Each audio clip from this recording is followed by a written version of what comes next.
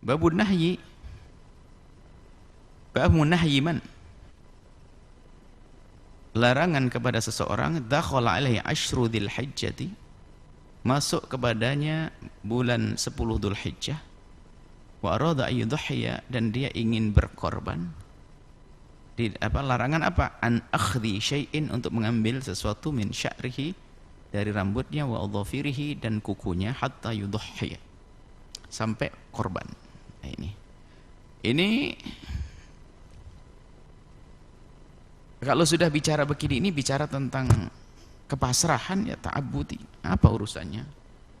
Bukankah termasuk minal fitrati, termasuk fitrah adalah memotong kuku, membersihkan bulu-bulu yang tersembunyi, baik di bulu ketiak atau yang lainnya? Bukankah itu dianjurkan? Tapi kenapa sekarang kok jadi tidak?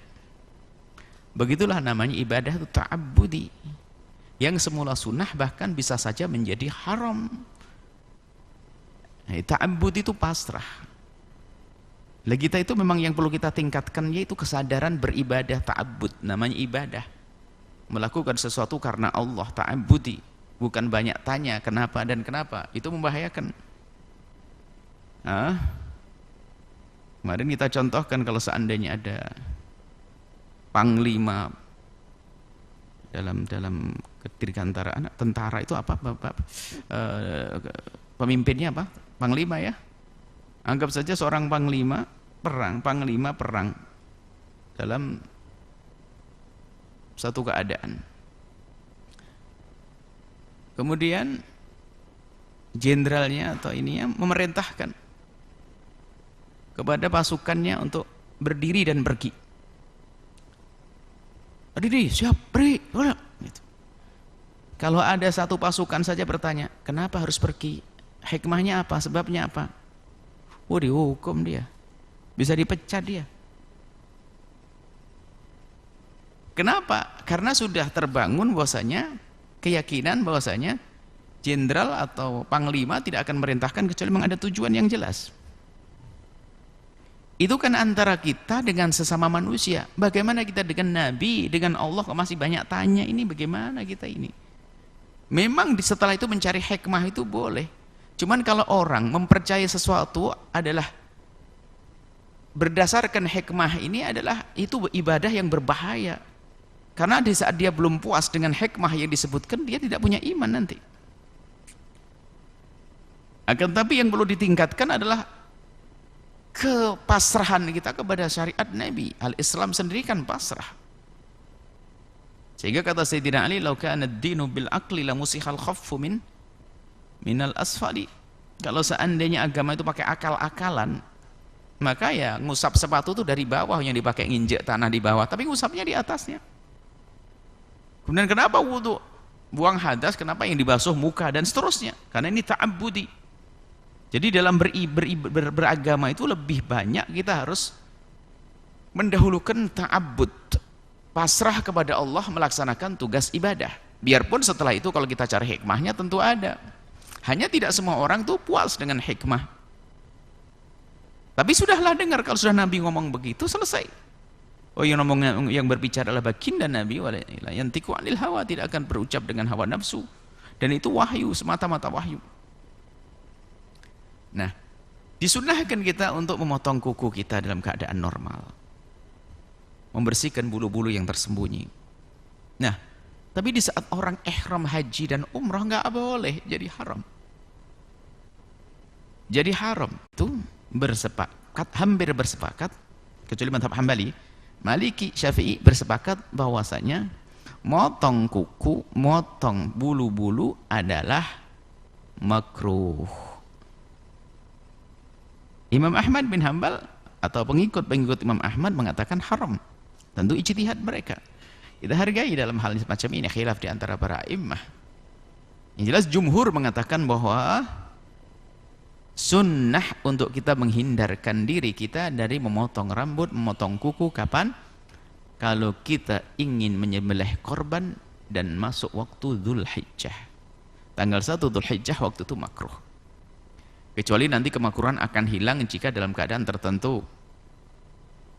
Dalam keadaan tertentu Apa itu? Misalnya ya hajat gatal sekali, atau lupa terlalu panjang ganggu dan sebagainya, kotor. Itu lain cerita. Tapi dalam keadaan normal makruh menurut jumhur ulama.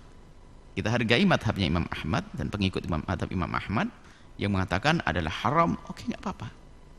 Nah, selagi ada pendapat dua semacam ini, ya kita mudahkan umat yang ingin mengikuti pendapat yang mengatakan haram, ya sudah, maka tidak usah memotong kuku.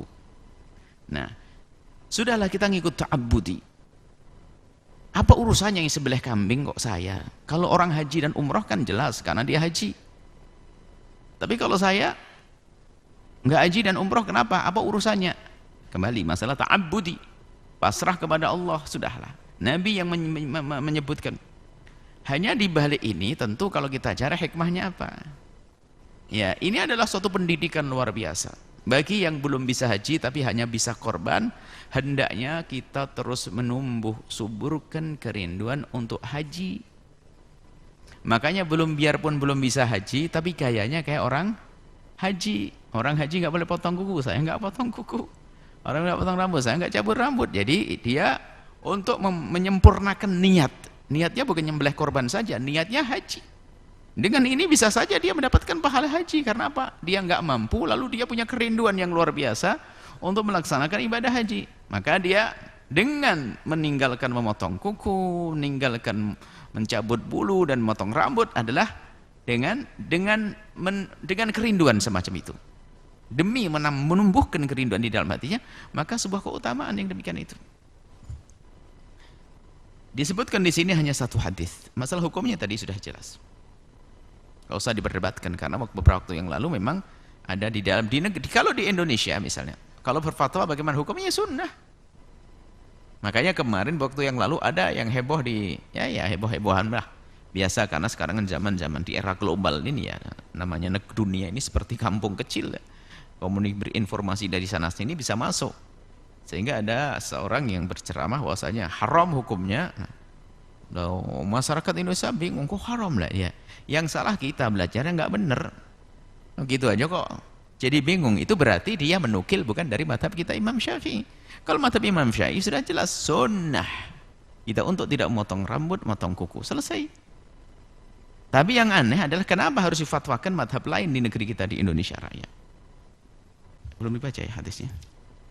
An Ummi Salamah, dari Sayyidah Ummi Salamah radhiyallahu taala anha, semoga Allah senantiasa memberikan keridhaan kepada beliau. Qalat, beliau berkata, qala Rasulullah sallallahu alaihi wasallam bersabda.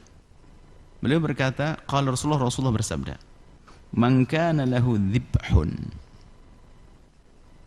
Dhibhun sembelihan, maknanya adalah udhiyah. Bisa difahami daripada hadis selanjutnya. فَإِذَا أُهِلَّ هِلَالُ ذِي الْحِجَّةِ مَنْ كَانَ لَهُ ذِبْحٌ يَذْبَحُهُ. Kalau dia punya sembelihan, sembelihan apa ini? Kalau dia punya sembelihan yang akan dia sembelih, maksudnya korban. Penjelasannya di belakangnya nanti. فَإِذَا أُهِلَّ هِلَالٌ. Kalau sudah datang hilal, hilal itu tanggal muda.